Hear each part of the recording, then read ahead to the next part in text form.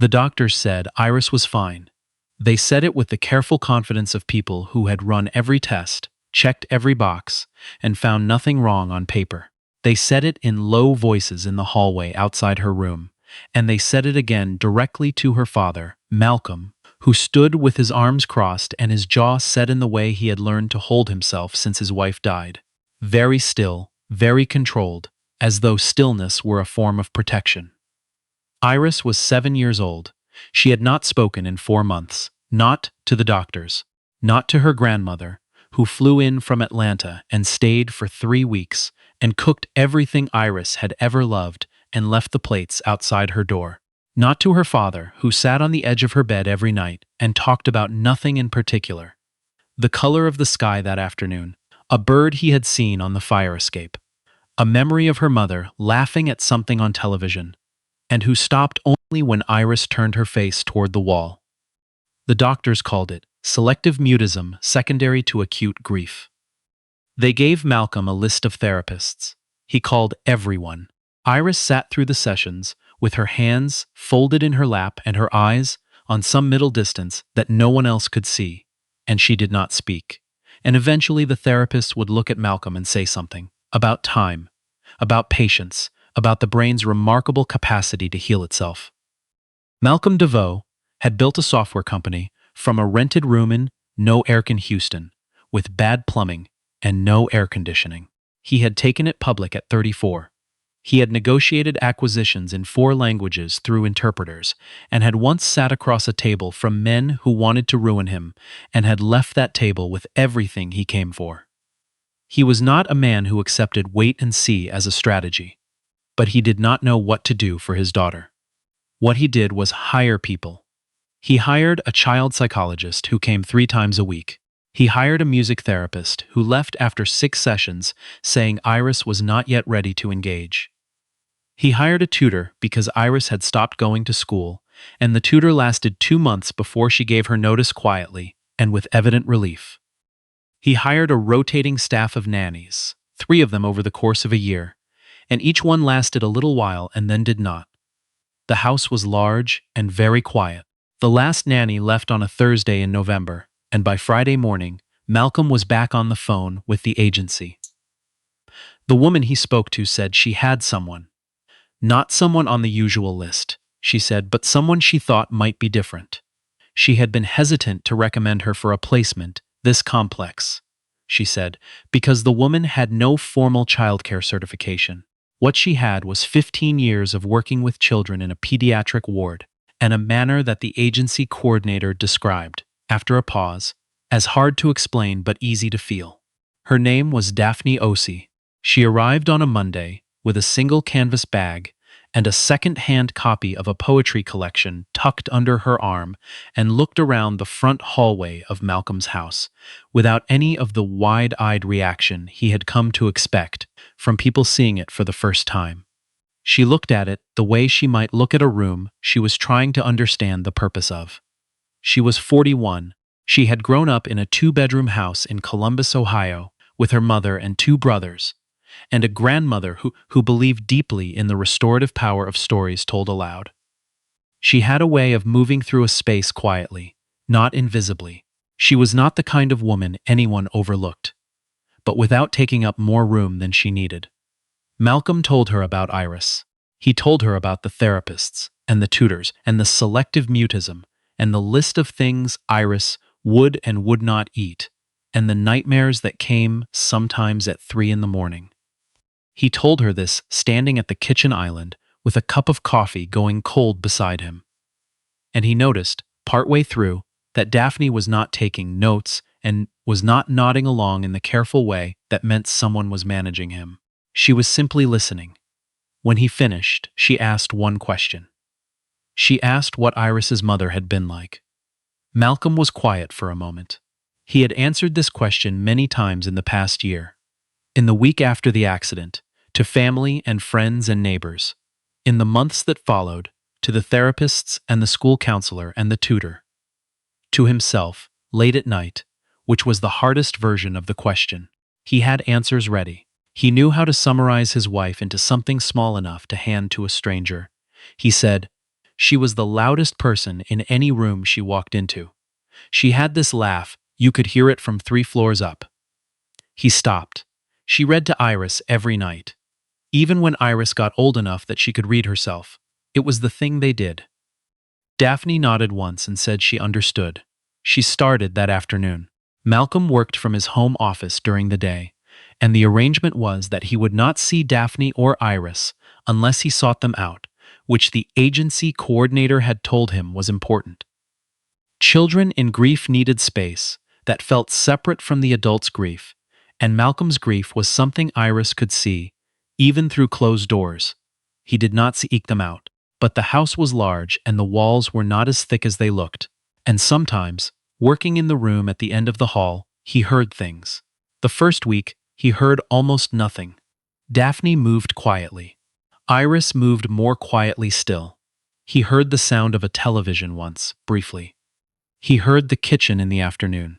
The particular sound of the refrigerator opening and glasses being set down on the counter. The second week, he heard something different. He heard a voice. It was low, and he could not make out the words from the far end of the hall. But it was Daphne's voice, and it was doing something he had not heard anyone do in this house in a long time. It was telling a story. He could tell by the rhythm of it, the way it moved. Faster in some places and slower in others, the pauses that meant something was coming. He had not known he remembered what that sounded like until he heard it again. He did not go to the door. He told himself this was because the agency coordinator had said to give space. It was true that she had said that. It was also true that Malcolm DeVoe, who had never been afraid of any boardroom or negotiation in his professional life, was afraid of standing in that hallway and finding out that whatever was working might stop working if he looked at it too directly. He went back to his desk. He listened to the rhythm of Daphne's voice through the wall, and he worked and he did not go to the door. The third week, Iris came down to breakfast. This was not, on its face, unusual. Iris came down to breakfast most days because Daphne had established a routine, and Iris followed routines the way she followed everything else. Silently, and with what might have been compliance, or might have been something closer to acceptance. But on this particular morning, Malcolm was in the kitchen before either of them. And he turned when he heard the stairs, and Iris looked at him. She did not speak. She looked at him the way she had been looking at him for 4 months, across a distance that had nothing to do with the number of feet between them. But she sat down at the table and she stayed. She did not turn her face away. Malcolm set a plate in front of her. He said, "Good morning," in the ordinary way, and she did not answer, which was also ordinary. But she picked up her fork. Daphne came in a few minutes later and gave Malcolm a small nod that he found, to his own surprise, necessary. He had not realized he had been waiting for someone to tell him. He had done something right. He left for his office and tried not to think about what it meant that a nod from a woman he'd known for 3 weeks felt like the most significant piece of communication he'd had in months. It was in the 4th week that he started doing what he would not, later, be entirely proud of. He had a legitimate reason to be in the east wing of the house on a Tuesday afternoon. There was a junction box in the utility room near Iris's playroom that needed to be checked, and the building manager had asked him to be there when the technician came through. He was there, legitimately, in a pair of worn jeans and an old jacket that he'd put on without thinking, which happened to look nothing like what Malcolm DeVoe usually wore. The technician finished early. Malcolm did not leave. He stood in the utility room doorway. The playroom was across the hall, the door mostly closed. And he heard Daphne's voice again, and this time he was close enough to hear the words. She was reading the poetry collection, he realized. The one she'd arrived with. She was reading something about a woman crossing water at night, something about the sound of her own heartbeat being the only constant thing in a world that kept changing. The language was not simple, and it was not written for children, and Iris was 8 years old, would be 8 in 2 weeks, and Malcolm stood very still in the doorway and waited. Daphne paused. She said, "Your mom used to read to you." It was not a question. There was silence. Malcolm had stopped breathing. Then Daphne said, "She didn't have to stop just because she's gone." Another pause. When someone loves you the way your mom loved you, that voice doesn't go away. It just needs somewhere to live. That's what stories do. They give it somewhere to live. The silence after this was different from the silences Malcolm had become used to. It was not empty. It was the silence of something being considered, carefully, by someone who had not spoken in 4 months and who was, for the first time, taking the question seriously. Malcolm stepped back from the doorway. He walked down the hall and back into his office and sat down at his desk and stared at the screen for a very long time without reading anything on it. He thought about his wife. He thought about Iris. He thought, for the first time in a year, about what it might look like for this to get better. Not because anyone had fixed it, but because something had been said that his daughter had been waiting to hear.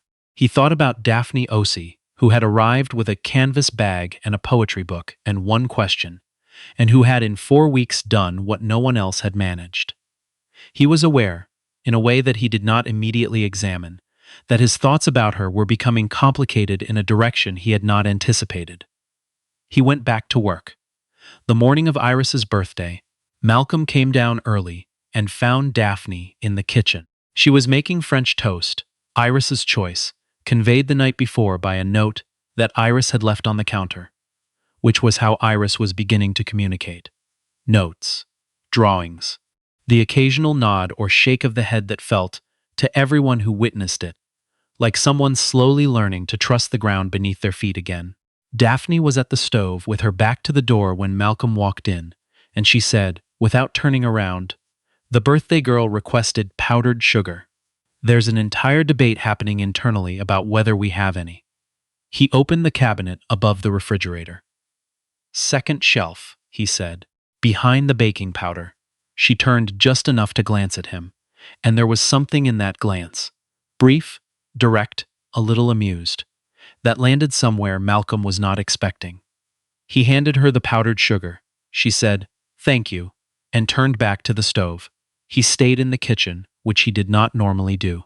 He poured himself coffee and leaned against the counter, and for a few minutes they existed in the same room without the structure of the professional arrangement between them, and it was both more comfortable and more uncomfortable than he expected. He asked how she had known to try the reading. She considered this for a moment without turning around. She said, "I didn't know. I thought about what Iris had lost, and I thought about what little kids hold on to even when they can't say anything, and the thing that almost always shows up is the specific sensory memory, the sound of a voice, the feeling of being safe enough to sit still." Malcolm watched her pour the batter. He said, "Where did you learn that?" She said, "Pediatric ward. 15 years of kids who couldn't talk about what was happening to them." A pause, and my grandmother, who read to all of us until we were old enough to be embarrassed about it, and then kept reading anyway. He almost smiled. She didn't see it. Iris came downstairs 20 minutes later in her pajamas with her hair loose and her face still soft from sleep, and she stopped in the kitchen doorway and looked at the French toast and the powdered sugar and the 8 candles arranged beside the plate, and something moved across her face, something tentative and enormous, and very quietly hopeful. She looked at Daphne. She said, in a voice that was almost inaudible, barely above the sound of her own breath, "Thank you." It was the first time she had spoken in 4 months and 16 days. Daphne did not make a production of it. She did not turn around immediately, or rush to Iris, or say anything that would have made the moment bigger than Iris could hold. She kept her eyes on the stove for a moment, and then turned and said, calmly, warmly, as if Iris had said thank you the same as always, "Of course, 8 candles. You can make a wish." Malcolm was still. He did not trust himself to move. Iris crossed the kitchen and sat down at the table, and Malcolm brought her juice, and the 3 of them were in that room together for the next half hour, in a way that was not dramatic and was not fixed and was not any kind of ending but was, unambiguously, something beginning. After Iris had eaten and gone upstairs to get dressed, Malcolm and Daphne were alone in the kitchen. Again. He was rinsing the plates. She was wiping down the stove. The ordinary sounds of a morning, he said, without turning around. I heard you that day in the hallway. I was in the utility room. A pause. She said. I know. I heard you step back. He turned. She was looking at him with the same directness she'd had the morning she arrived, when she looked at his house and tried to understand what it was for. He said, I wasn't trying to spy. She said, I didn't think you were. He said, I wanted to understand what you were doing. She said, and? He held her gaze. I think you were telling my daughter that she didn't have to lose her mother's voice just because she lost her mother. Daphne set down the cloth in her hand. She said, That's what I was trying to do. He nodded. He turned back to the sink. Thank you, he said. It was inadequate, and he knew it. He said it, anyway. She said, she just needed to know it was possible. He stood there for a moment with the water running and thought about all the people who had come through this house in the past year, and all the things they had tried, and all the ways they had approached his daughter's silence as a problem to be corrected. And he thought about this woman who had arrived with a canvas bag and a book of poetry, and had asked one question, what was her mother like, and who had figured out, in 4 weeks, what none of them had. He thought about what that meant about the kind of person she was. He turned off the water. He said, Can I ask you something? She said, Yes. He said, Is there a reason you never stayed in one place? The agency said you'd had a number of placements. She looked at him for a moment. She said, The work I'm good at is the beginning, getting a child to a place where they feel safe enough to start healing. After that, they usually need something more permanent than me. He said, And then you leave. She said, And then I leave. He said, What if you didn't? She was very still. He said, I'm not saying. And then he stopped, because he was in fact saying exactly that, and he had not planned to, and he was not entirely sure when he had decided to, and he recognized that he was standing in his kitchen on his daughter's birthday, having a conversation that had moved well past what he had prepared for. He said, Iris is going to start talking again, and then she's going to need someone consistent. I would like that someone to be you. Daphne looked at him carefully. She said, That's a different kind of arrangement. He said, I know. She said, I need you to understand that I am not a substitute for her mother. He said, I know that too. She said, and I need you to be honest with me about what you're asking. He looked at her. He said, I'm asking you to stay, for Iris. And I'm asking because… He stopped. He started again. I'm asking because 4 weeks ago I didn't know how to be in this house anymore. And now I do. And that has something to do with you.